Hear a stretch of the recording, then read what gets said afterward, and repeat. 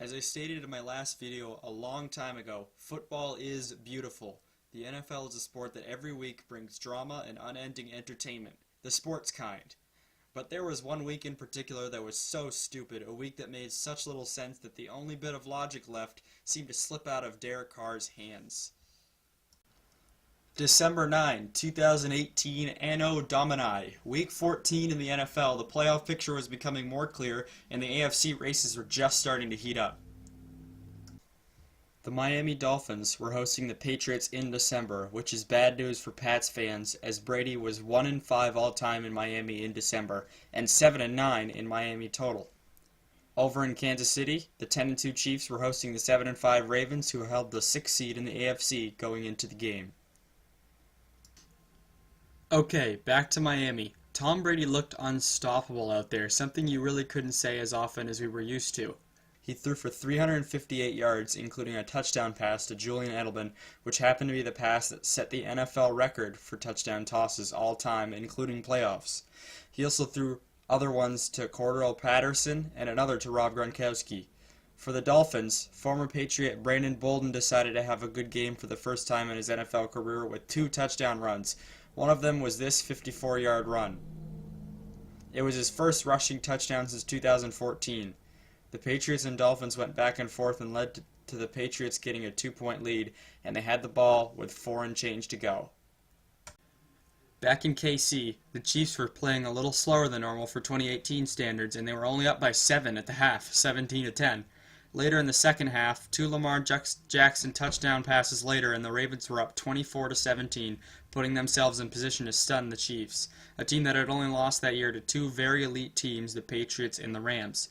Kansas City got the ball back with 4 minutes left. Young Patty Mahomes and his offense had to go the length of the field in order to tie and force overtime. Eventually able to get it to their own 40-yard line, the Ravens' defense looked like it might hold. They stuffed the Chiefs on 3rd and 3, and after a false start, the Chiefs had 4th and long with the game on the line. Now, before you Patrick Mahomes fans get triggered with what I'm about to say, I'd like to clarify that so far this year, Mahomes had been phenomenal.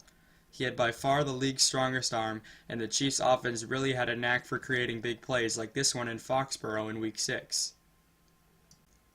But now, I have to say it. What happened next was just plain luck. The Ravens' pass rush was able to flush Mahomes out of the pocket, forcing him to run directly towards the Baltimore sideline. Mahomes did know this was 4th down and had nothing good would happen if he didn't throw it, so he did. He throws across his body to no one in particular because at this stage of the play the receivers had run their routes. He just simply threw it up there, and Tyreek Hill times it just right to be there to make the play. Forehead slap. Because of course he did. The Chiefs weren't about to lose their first home game of the year. Back in South Beach, Brady took his time driving the Pats down inside the 10-yard line. Then suddenly the Dolphins' defense conveniently decided to hold, freeing up a 4th and goal from the 6, so New England had to kick it. Gostkowski came out for the 22-yarder. He had already missed a field goal and an extra point in this game, but the 22-yarder he was not about to miss. So, 33-28 Patriots, all is right with the world. Brady is going to finally get the whole Miami in December monkey off of his back, and the Pats are going to pull this one out, right? Heck, there's only 7 seconds left and the Finns are on their own 31-yard line. They're too far for a Hail Mary, so the only thing they can do is the desperado-type play. And lateraling like never works. Like never, ever, ever. Let's flash back for a bit. Week 16, 2003. The Jaguars are hosting the Saints, and New Orleans needs this win to stay in playoff contention. On their own 25-yard line with 7 seconds left, they needed to score a touchdown to tie the game.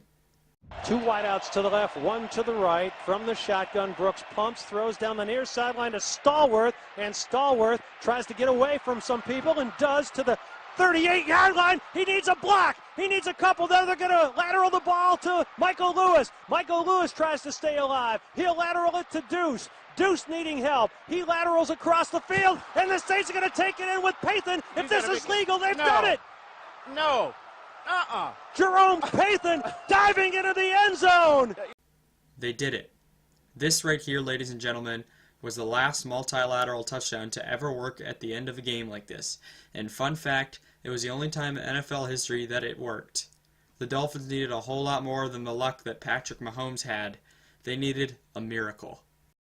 7 seconds left. Tannehill will throw it, and this will end it after the shovel, or will it? Miami running around, circling. Oh, look out! Gronkowski didn't have the angle. Touchdown! Oh, Kenyon Drake! A miracle!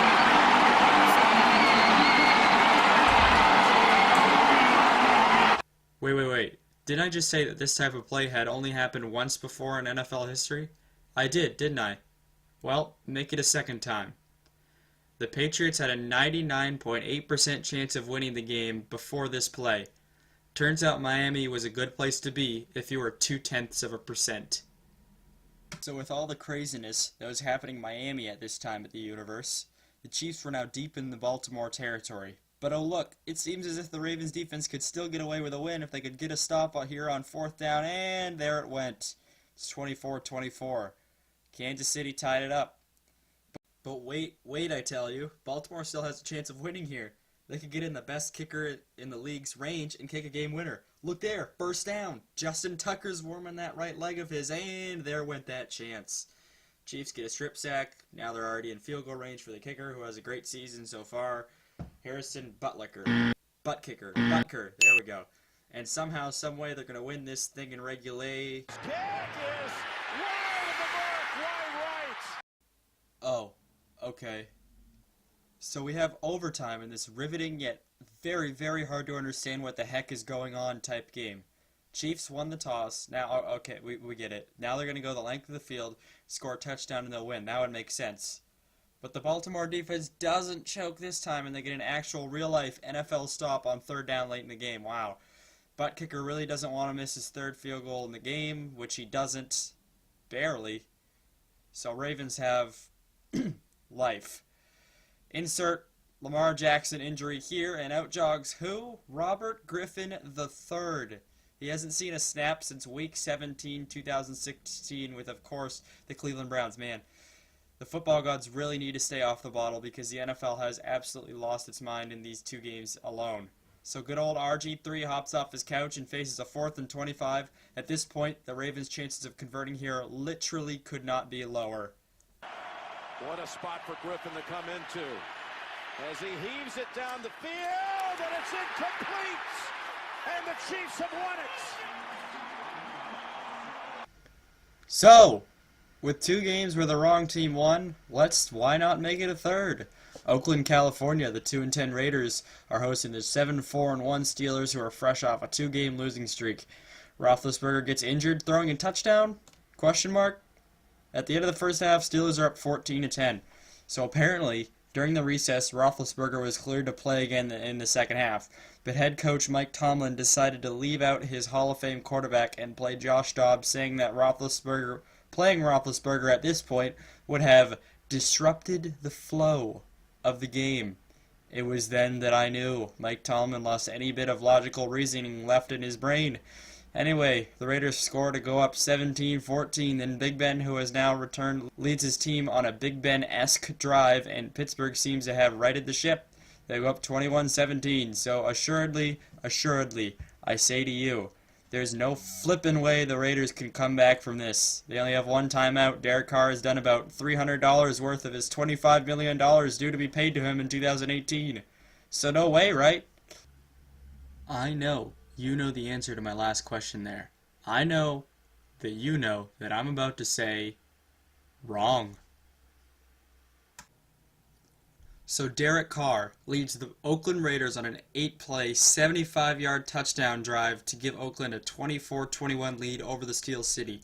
I bet no one thought they'd hear that in the year of 2018. That drive included this 39-yard pass to Seth Roberts, and the Steelers' secondary is officially a joke. It is a touchdown to Derek Carrier! So now this one's over, right? Once again, wrong. How about more lateral craziness? And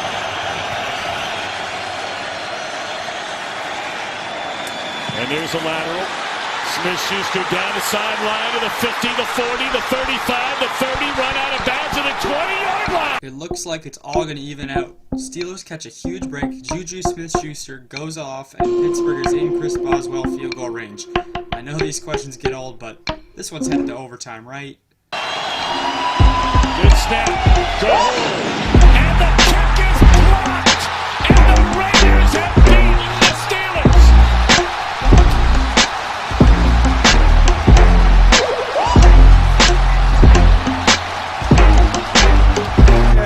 And that ball had no chance because he's going to hit the rear end of an offensive lineman. Yep.